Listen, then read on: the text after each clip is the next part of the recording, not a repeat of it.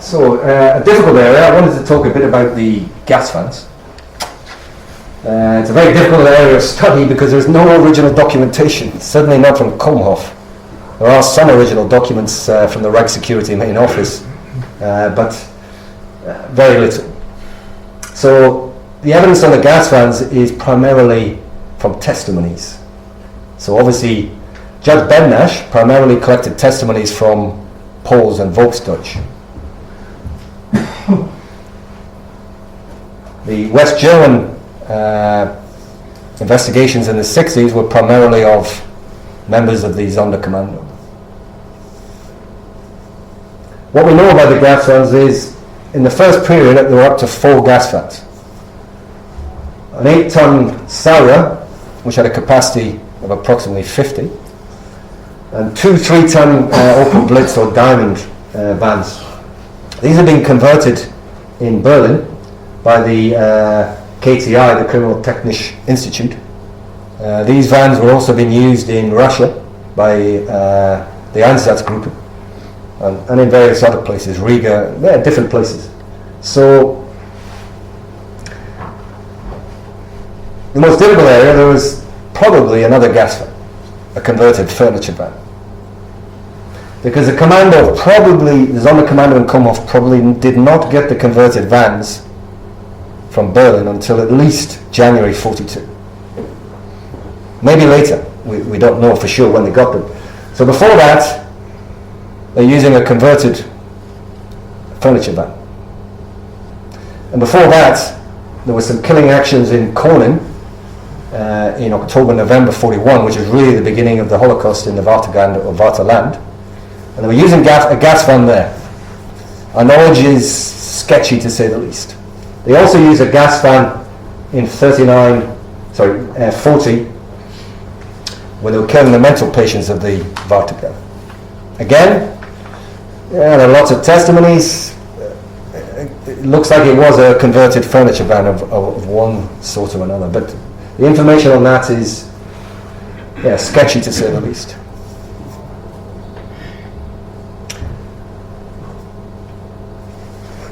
Trying to piece together how the furniture van was converted, etc., is also very sketchy. There is some evidence to say it was developed locally.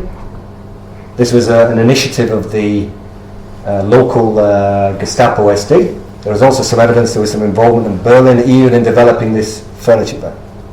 Again, the documentation isn't sufficient to make any fixed conclusions.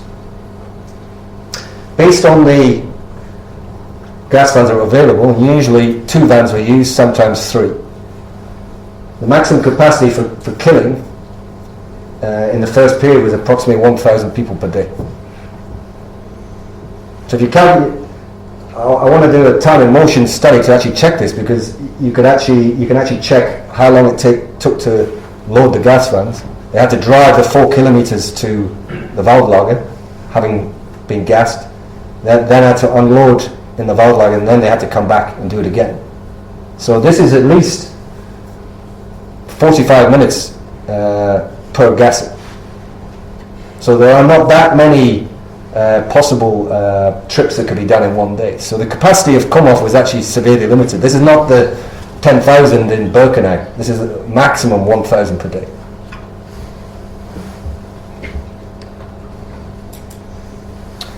Again, from Judge Bednash from 1945, some fantastic testimonies. The gas vans frequently broke down for various reasons. They were sent to a workshop in Cologne to be fixed. You think they might be sent back to Berlin, or they might get some Germans to do it? No. They got normal Polish workers who worked in the workshop to fix the problems with the gas vans. What this meant was the Polish workers from the workshop who actually worked on fixing the gas vans got probably closer to how the gas vans worked than most people or anybody, apart from the Sonderkommando themselves. So after the war, Judge Bednash interrogated at least 3 of the Polish workers who worked in the workshop who were responsible for fixing the gas vans. And they provided these drawings. There's a series of 3 I've got here, about actually how the gas fan worked.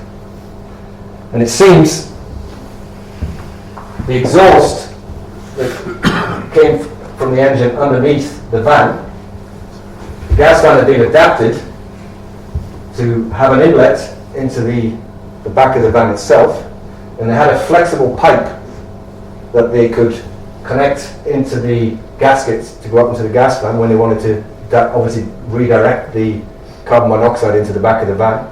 And when they wanted to drive the gas fan as normal, they disconnected the flexible pipe and reconnected to the normal exhaust. So this is a very basic method.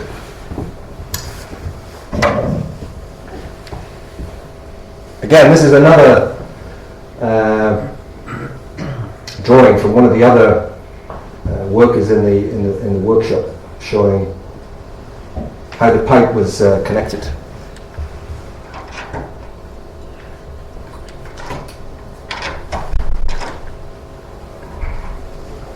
And again, this is probably the best one you can see here. So this is obviously the front of the van, this is the back where the victims put in, this is the exhaust going underneath, and you can see the flexible pipe that is connected right onto the gasket into the back of the van. So as we talked about,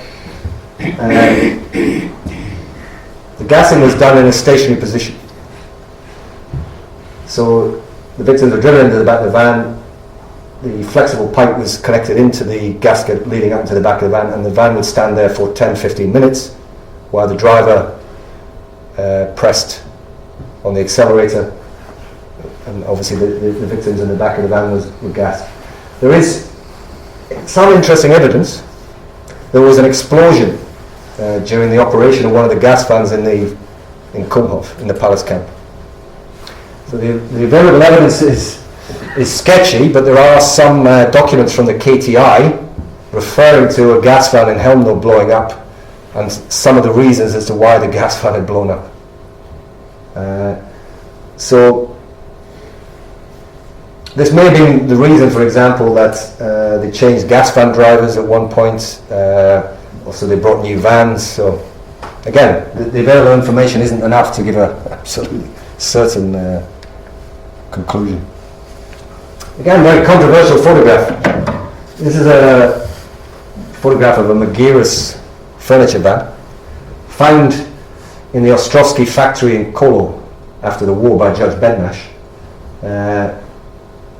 Its wheels have been taken off and it's just sitting there. Now, some people think this was the furniture van that was used as a gas fan. Some people think it's just a furniture van that had been left behind when the Germans retreated. Nobody can be certain as to what it is. It's possible it is, it may not be. We just don't have the available evidence to say one way or another.